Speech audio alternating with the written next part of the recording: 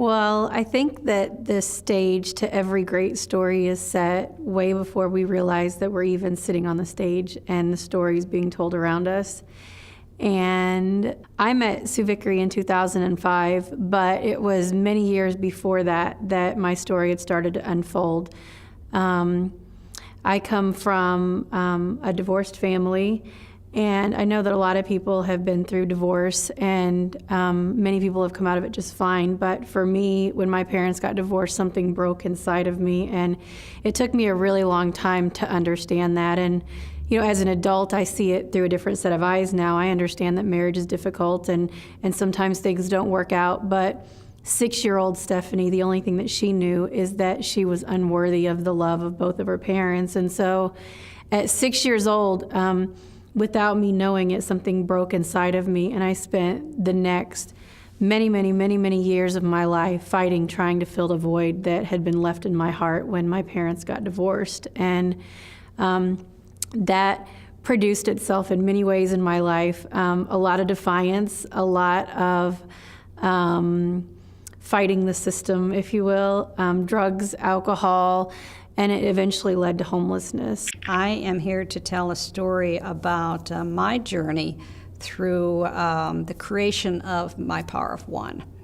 Back in 2002, I was sitting alone in my bedroom one night. My children were off to college, my husband was traveling, and I said to myself whimsically, which I like to do, who do I want to be the second half of my life? And I was 48 years old, maybe 47. I think I was 47 years old.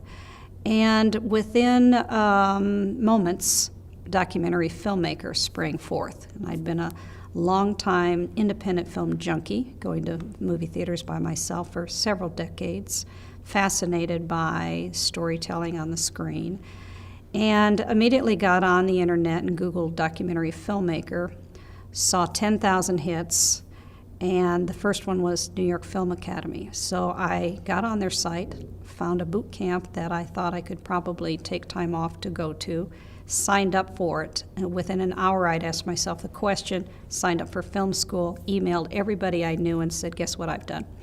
So 5 or so months later, I'm like, this seems silly. Wonder if it's a waste of money, waste of time. I'm unsure. I'm feeling a hurdle here. My oldest daughter, and I've told this story a million times, but my oldest daughter, Tracy, said, Mom, go for it. So off I went to New York City for a 1-week boot camp and learned how to make, in 1 week, a film. So that was my experience. I came back to Kansas City, and all of a sudden I'm telling people, I'm gonna be a filmmaker. And amazing things happened to me during that period of time where people came into my pathway to take me quickly into that pace. I met a filmmaker in Paola that said, hey, if you want to set up an editing suite, I can tell you how to do it. And he sent me a list of all the specifications I needed to set up an editing suite at home. I'm like, okay, I can either buy a car or I can set up an editing suite. And I chose to do the editing suite. And I then went to editing school in Washington, D.C., and I took all these steps to prepare myself for what I said that I was about to be.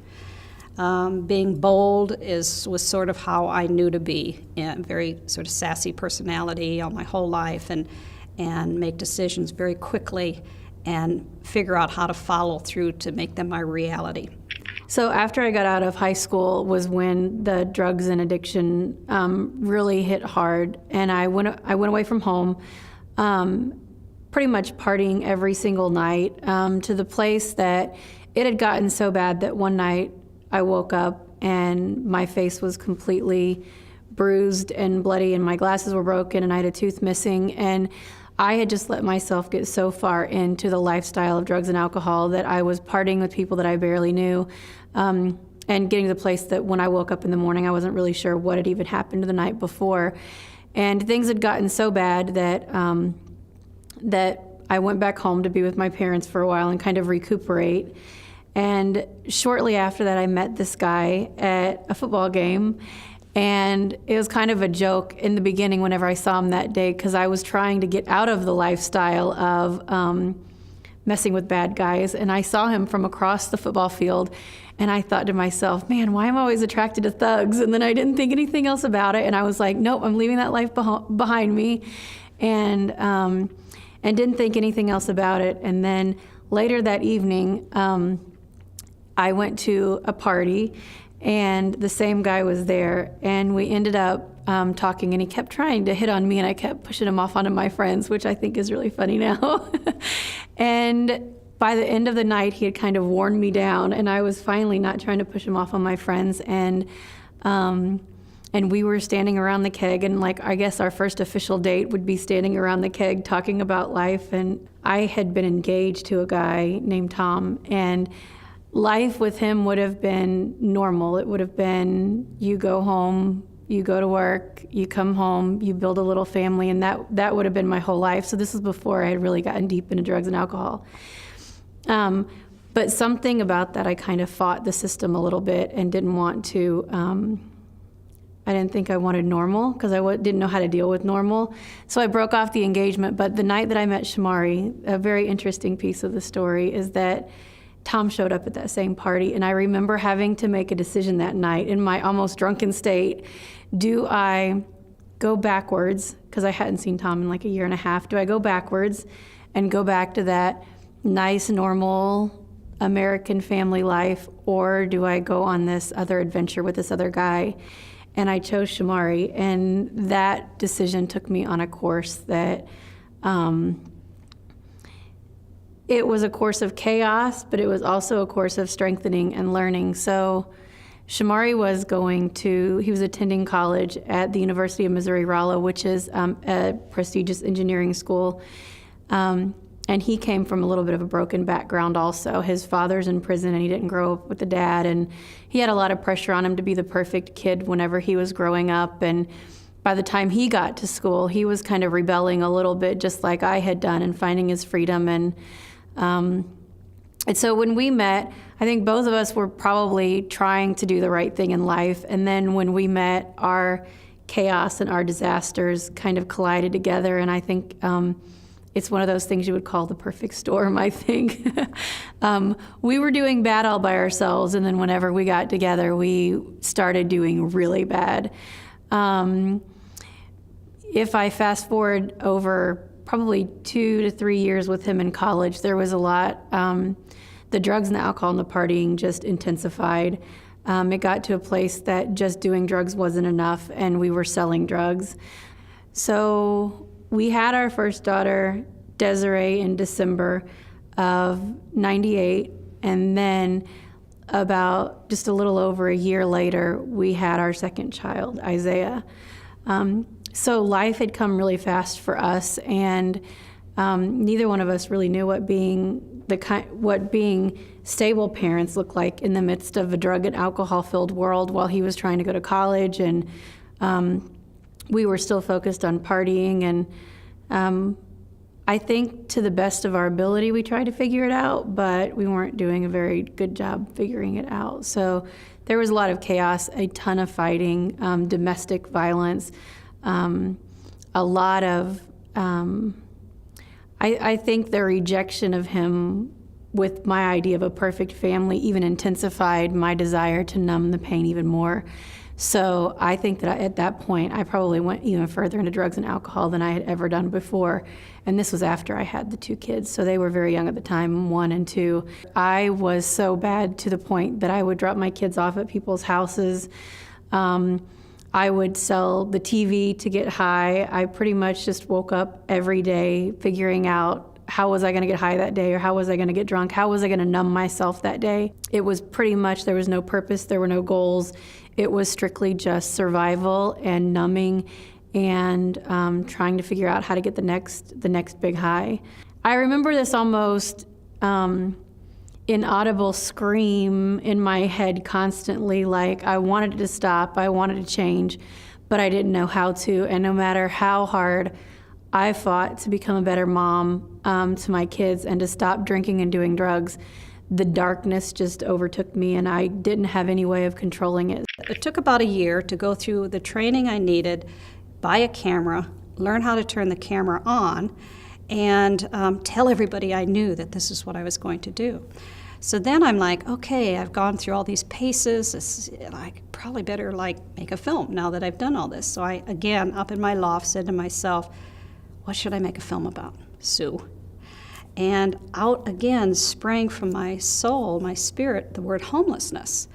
And in retrospect, I said to myself, maybe because I decided that because at the time I'd been doing about 10 years worth of urban volunteer work in Kansas City, and I knew some of the directors of the shelters, and that was sort of my peer group in volunteerism. I thought that'd be an easy way to get started. So I reached out to an executive director of Restart in Kansas City and said, let's have dinner. I'd like to talk to you about what I'm thinking about doing.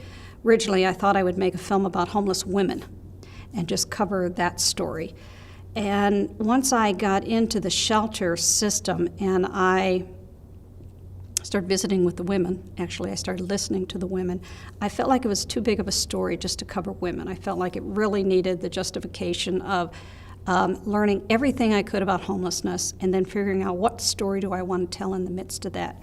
So life had kind of started to tailspin, but I knew that Shamari was getting ready to graduate from college, and I knew that he was not going to stay in Rolla, Missouri, which is my hometown and where he went to school. I knew he wasn't going to stay there when he graduated. And I knew that if there was any chance of our family staying together in any way, that I had to move to Kansas City to start fresh there so that he could at least be a part of his kids' lives, even though we weren't really a part of each other's lives.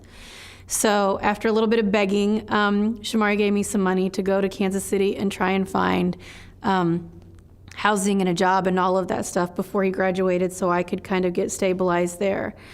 And I looked at it as an opportunity to start fresh, right? New town, you don't have the same kind of distractions. Maybe I can go up there and hopefully I wouldn't be able to find the things, to get high and I would just be able to have a fresh start.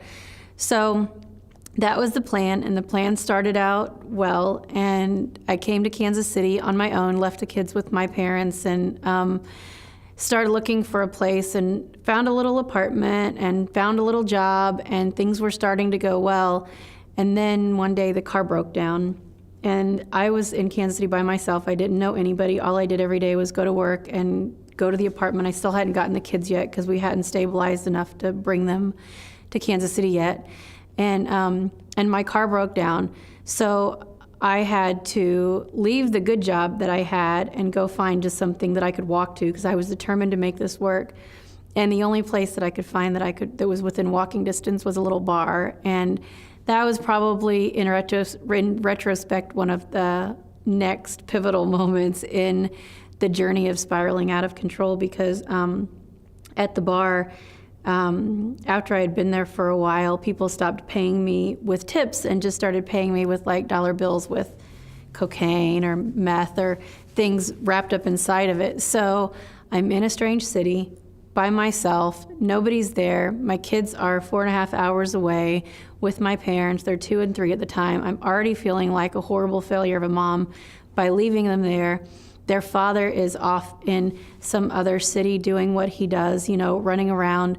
And so the temptation of the drugs and alcohol again took a hold of me and started to spiral me out of control once I was living in Kansas City. So that was probably about a year-long adventure. I remember all of this took place during 9/11, and I remember watching what was happening from my apartment and thinking, man, if this is the end, my kids are 4 hours away. I'm not going to see them anymore.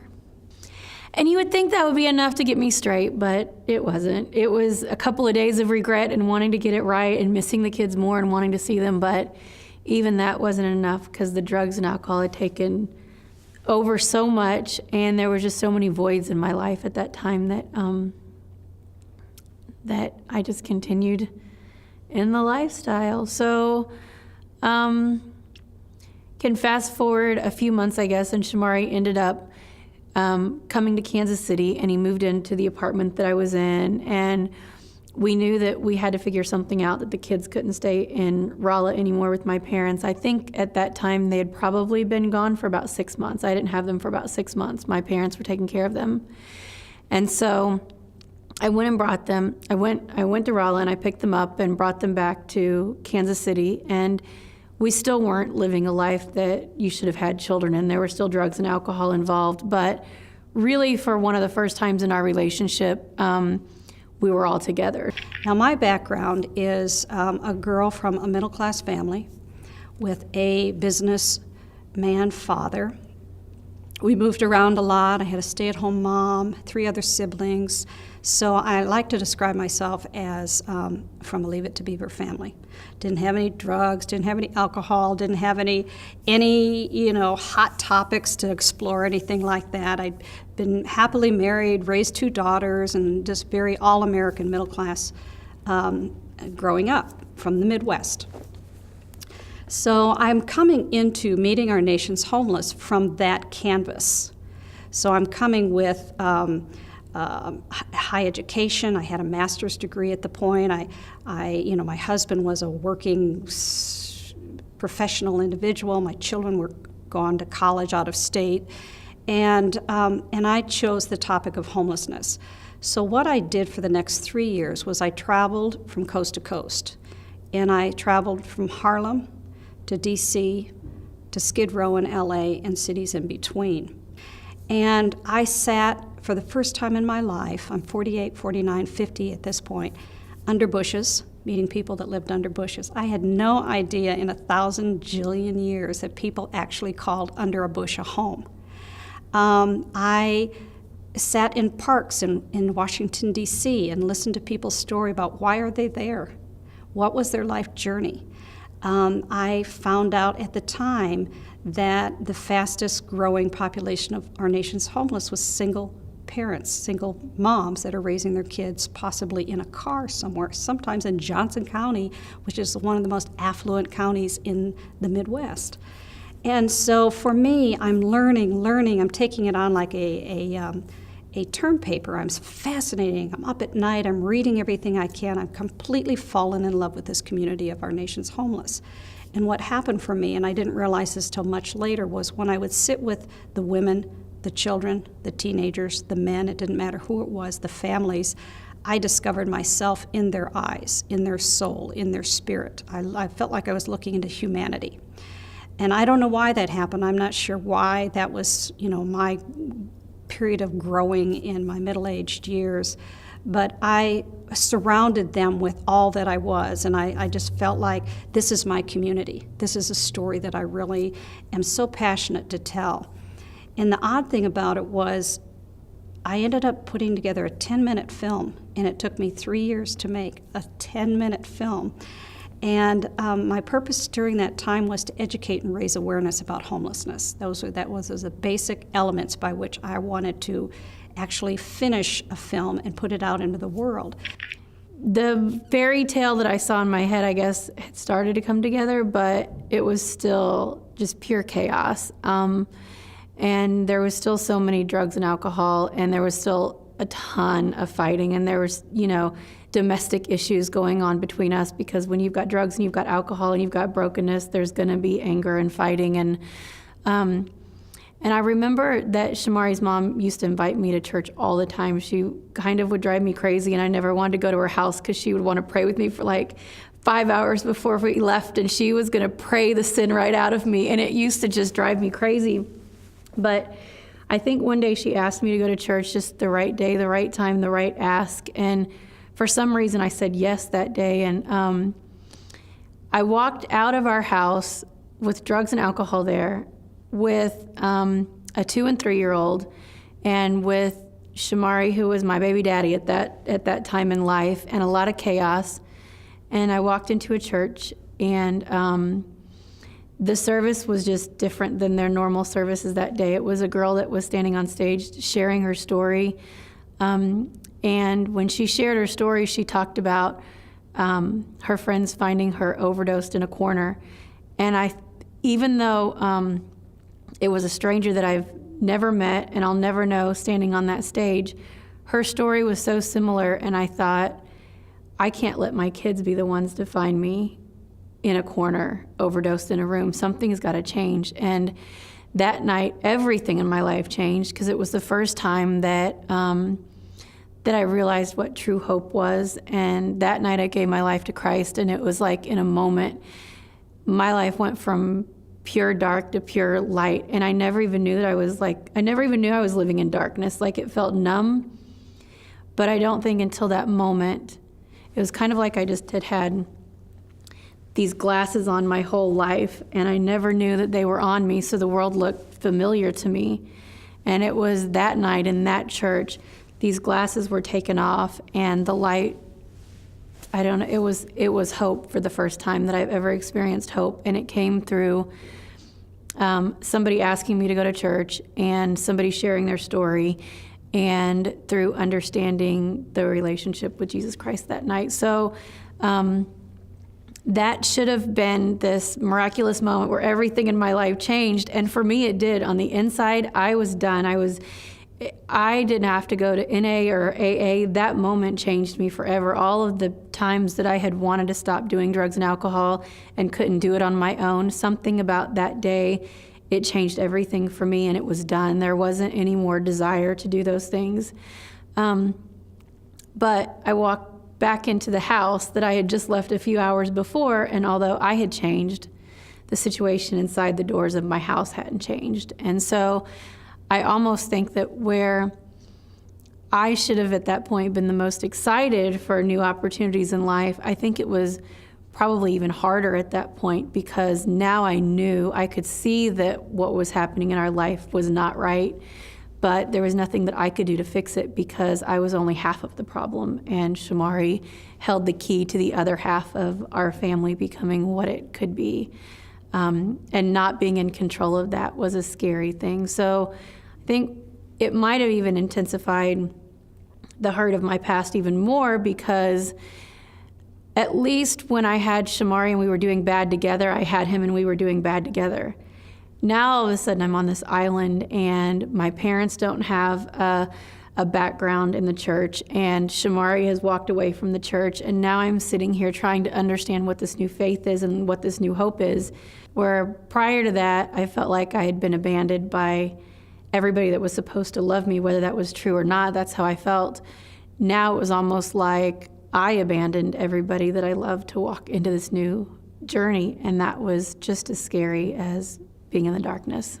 Every homeless person that I met from coast to coast said to me at some point, in every city that I visited, was one person made a difference in my life. And I met people that were graduated on the top of their class, most likely to succeed, ended up a few years later squatting in an empty building in the same city that they grew up in, and then rising again to the head of the National Coalition for the Homeless, stories of rise and fall like you couldn't even imagine. And every one of those stories had this element of one person connected at maybe their lowest point and took them by the hand, or whatever it turned out to be, to the necessary services, to the necessary feeling of hope, and took them back into a productive point in society. So that was my light bulb moment during that 3 years. That was what I was needing to learn during that stage of my life, was that one person can change the entire trajectory of another person's life. Hence, the film got named very early on, Homelessness and the Power of One. Ridiculously long title, but it was one I could never get away from because it told the whole story for me. Homelessness is a microcosm of our society. The power of one, connected in those two, that is where positive change can happen. So while I was trying to figure out my life in this new path and this new journey, Shamari still had a lot that he had to deal with from his past. And I don't know if it was through prayer on my side or whether it was just the right timing or what. Sometimes God uses unordinary situations to create extraordinary results, and that's what happened with Shamari. One day he was doing something he shouldn't have been doing, and he got arrested and ended up going to jail for, 1 to 3 months. I can't really remember how long, but long enough that I was once again in Kansas City, an unfamiliar place by myself. I had started working a stable job at that point, but with him gone, there was nobody to help watch the kids, so I had to quit that job, and things just started snowballing from that point. We were already on the verge of eviction, and whenever he got locked up in jail, that sealed the deal for us. And while he was in jail, they were kind of finalizing the eviction. And so I'm here trying to refigure out life once again with 2 kids in a house that I know we're getting evicted from while their father is in jail. And something miraculous happened in his life during that time. And he met a pastor that kind of spoke hope into his life and told him that he had 2 choices whenever he left jail. And one path would lead to, him being in jail or him dying himself, and the other path would lead to him getting our life together and raising his family and marrying me and creating a life that, a life of hope for him and his family. And so we've known each other all these years, but now we're these 2 brand new people that have to get to know each other all over again. So where a lot of people have these fairy tale marriage proposals and, everything in life is great. And our marriage proposal came from us standing in the middle of this house that we were getting ready to get evicted from. Huge gaping hole in the ceiling with a blue tarp over our head, standing in the middle of the hallway saying, are we going to do this for the rest of our life? Or are we going to go our separate ways? Because what we know is we can't live the way that we're living now any longer, because we both know that it's not right anymore. We have to make a decision. So at that point, we made a decision to get married.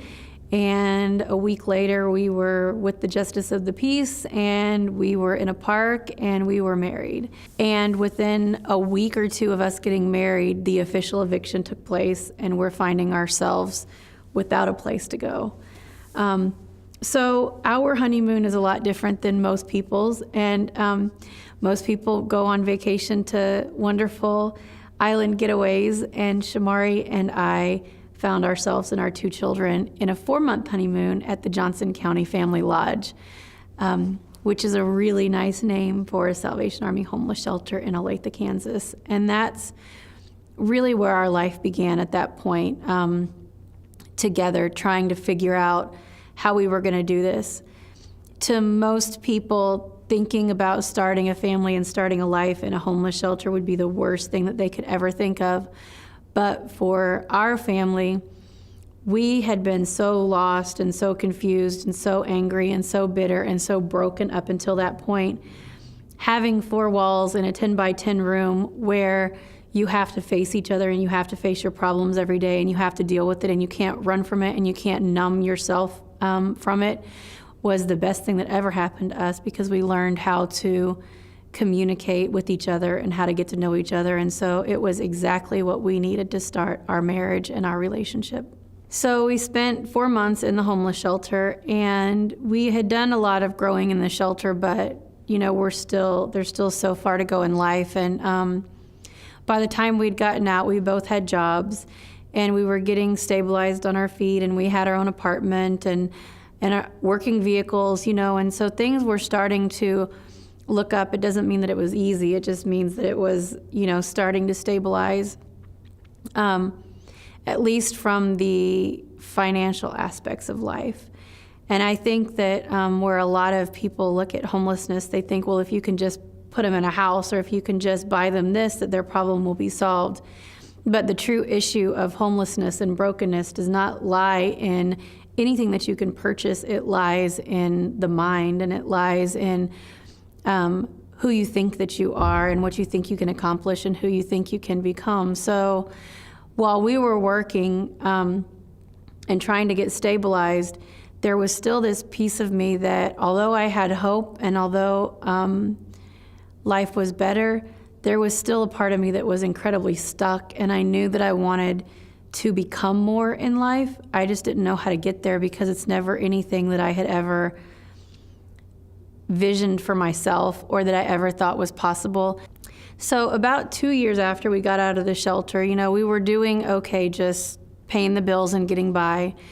And I had gotten to the point in my life where so much hope had been given to me over the last few years that I knew that I wanted to do something to help others as well. And I sat down and created this big vision board with all these different things on it, and then I step back and I look at it like, that's a great plan and all, but I'm just this broken little 6-year-old Stephanie, and I have no idea how to accomplish any of that. I have no schooling to do that. I have nothing to be able to show me how to accomplish the things that are on this board. I got to the point one day that I was done. I wanted more in life, but I've been fighting for so many years, and I was tired, and it was kind of, I don't know if you'd call it an argument, but it was definitely a yelling at God, saying, you brought me out of that life, and you put this desire for me to become more in my heart, but you haven't shown me how to get there. And I either need you to show me how to accomplish these things or just take the desire away. Woke up the next day, just another normal, average day in life. But something extraordinary happened that day, and the phone rang, and I got a call from a woman named Sue Vickery, and she said, I got your name from the Salvation Army homeless shelter, and I'm doing this documentary on homelessness. Can we meet? I'm going to say it was March, maybe early April of 2005. I go to her house. She's living in HUD housing, as I recall at the time, and with her husband and her 2 children. And I don't meet the 3 of them. I just meet her because the kids are in school and her husband was not there. And I go to her house, and I sit down, and with the intention, of course, of integrating her into my film in some fashion, not with any other intention other than she can tell me more about the homeless, what it was like being homeless. So we meet, and before I leave, she says, I want to show you my vision board that I've got downstairs. I'm, oh, sure, cool. So we go downstairs, and she shows me this vision board that's about like this with all these pictures, and I probably had never seen a vision board before it got popular on Oprah. And so this vision board of this concept that she had for a basketball camp with teenagers, with young people, in some kind of a Christian-based fundraising, getting young people together and things that they loved. I think music was a component as well. So I'm looking at them and I go, wow, that's pretty sophisticated, I'm thinking to myself. I'm sure I couldn't do anything like that. And so, I don't know, it was a light bulb moment, I suppose, for me. But what happened when I met Stephanie was that our lives intersected in that moment, like so many lives unexpectedly do. There's an opportunity that we meet, you can walk away, never see each other again, or in our case, we forged a friendship that is eternal. In a successful relationship, each of the parties feels like they're getting the best deal. They each walk away thinking, score. And I don't mean in a way that is self-serving, but in a way that is enhancing in some fashion.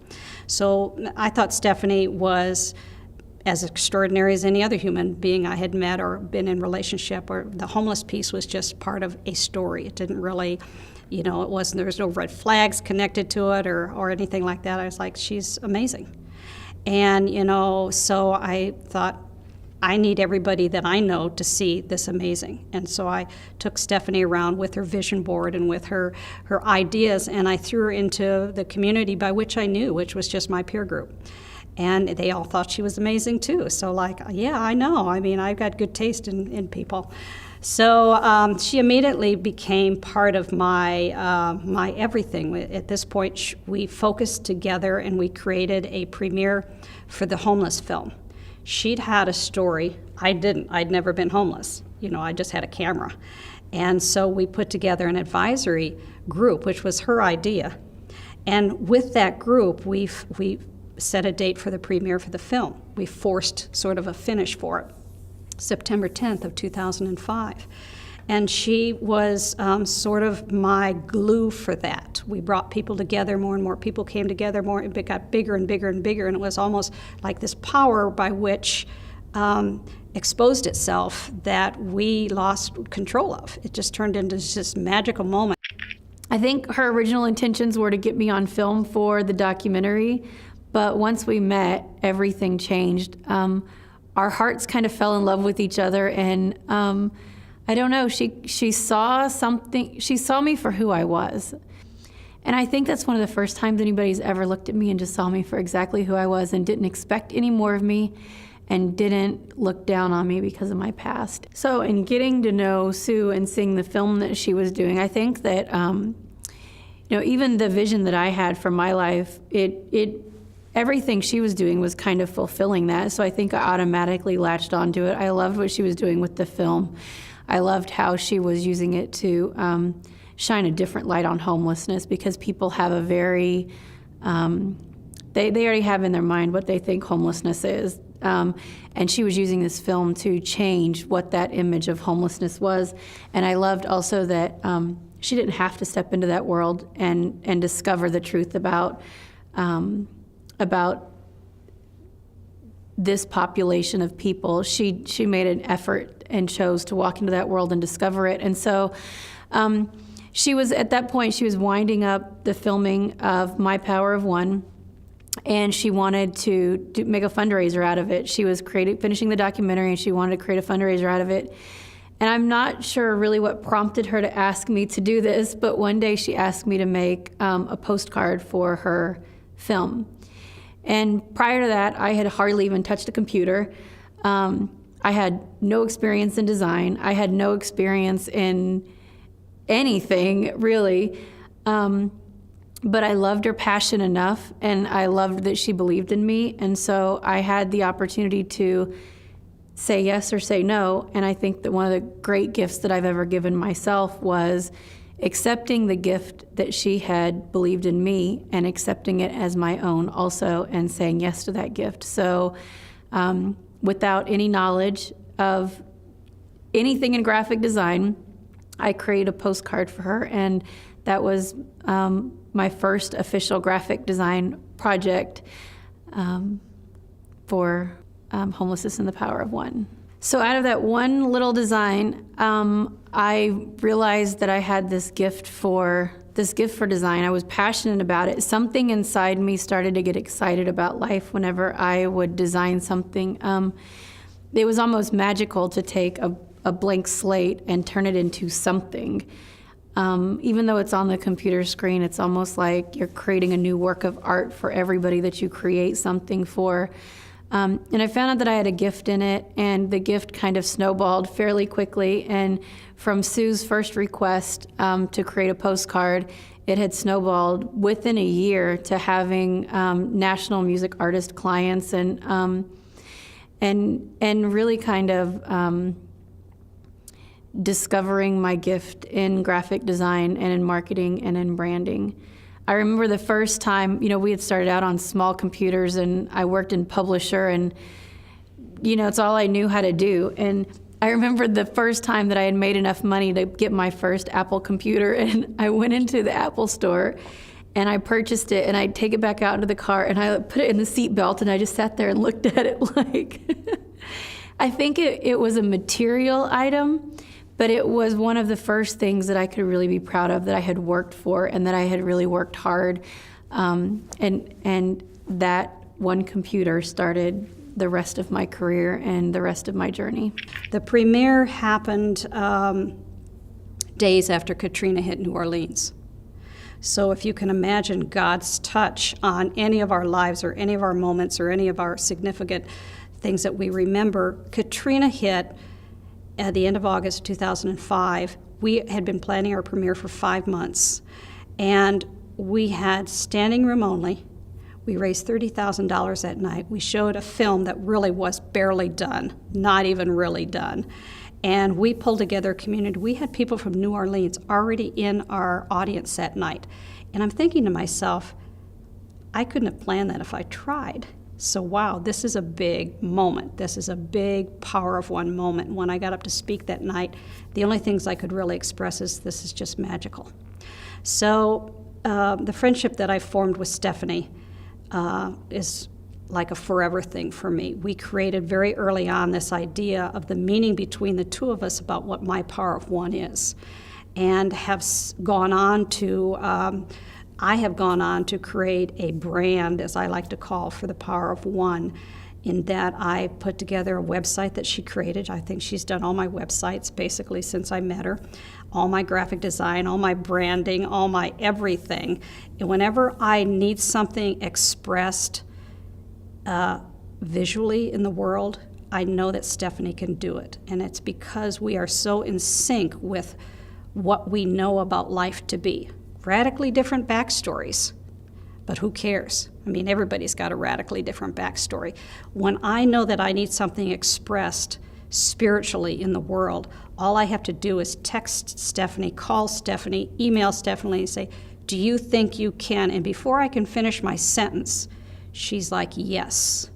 And we don't ever ask each other a question that the answer is never no between us, because that's just our power of one together. We know that our story is powerful. And what I've seen Stephanie go on to do in this world is far bigger than I could have done. Far bigger than, I mean, we never know what our reach is or what the ripple effect is in the world. But what I've seen her turn into, her power of one, and how many thousands of people that she has touched, affected, given hope to so far, and she's still in her 30s, by the way. It just warms my heart that I even got to meet her, that I even got to be associated with her. And she likes to give me a lot of credit, which is a little silly, but all it really is the intersection of time by which our two spirits came together in a moment that was meant to be. It was orchestrated far out of our hands. And then just the possibility by which we both could be, our stories could turn into positive light in the world forever and all the days.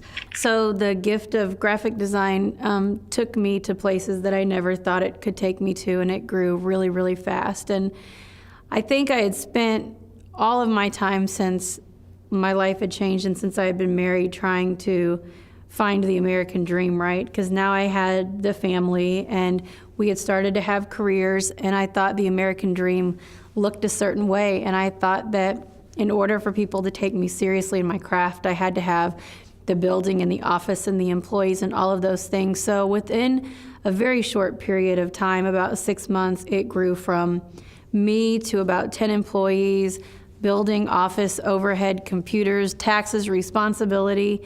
And I'm not that far out of that homeless girl. And it all kind of caught up with me, and it got to the place that life was, from the outside, it looked like we were kind of the success story of Kansas City. There were all of these magazine articles on us, and we were on national news, and there was this huge spotlight on our organization and on our story. And at that same time, all I wanted to do was crawl back to the homeless shelter, because at least life was simple back then. I think people sometimes look at the American dream like it's this great amount of freedom, but it's a huge amount of responsibility. And for me, the thing that I was chasing ended up consuming me and almost consuming my family. It took me away from the simple things in life, which are walking out into the world every day and saying what amazing opportunities exist in life. So we grew way too fast, and within that quick growth, we started to implode financially. And within about a year and a half of having the office and the employees, everything was shut down, and I was back to ground zero of waking up every morning and saying, "What today, God?" and figuring out what my next journey was going to look like. I shut the company down in April and kind of sat still, just listening for what that next opportunity was in life. And what I knew about where I was currently in life was that the spotlight that had gotten on our family and on our company, where some people would have welcomed that, it had started to just become too big. And I started asking myself, where are all the other success stories? It can't just be, the Tillmans are the huge success story of this moment in time. There are other people out there that have accomplished the same things that we have accomplished and have overcome the odds that we've overcome. Where are they at? And how can I use the light that's been given on our story and use that to push that out on other people? So this idea started to formulate about using apparel to give everybody a voice and give everybody a story. And it hadn't fully formulated. It was still kind of like in the midst of what does this look like? And then on the weekend of May 22nd, 2011, another perfect storm would happen, and it would change the course of my life and the course of many other people's lives.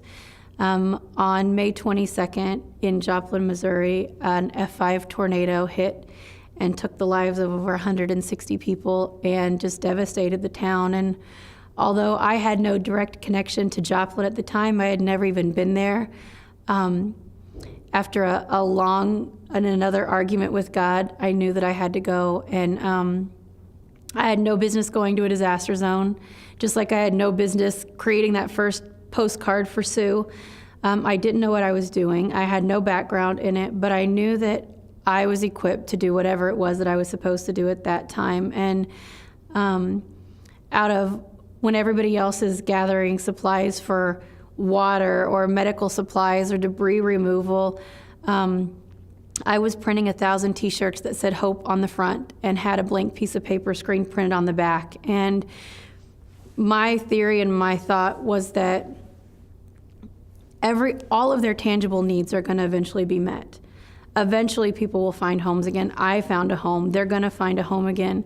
But the one thing that they're going to need between now and then is hope, and they're going to need to know that they matter and that their story matters. And I had retraced the events of my healing completely back to the beginning, where I heard somebody's story, and that story gave me hope. And by me sharing my story, other people have found hope. And so all of that got put into this one T-shirt, and I went down to Joplin and sat in the middle of a disaster zone where all you could see was debris around us, and handed out these shirts. And people would come and they would sit for the first time in the midst of the chaos of losing their homes. And I would hand them this T-shirt, and I'd hand them the Sharpie, and they'd see this blank piece of paper on the back.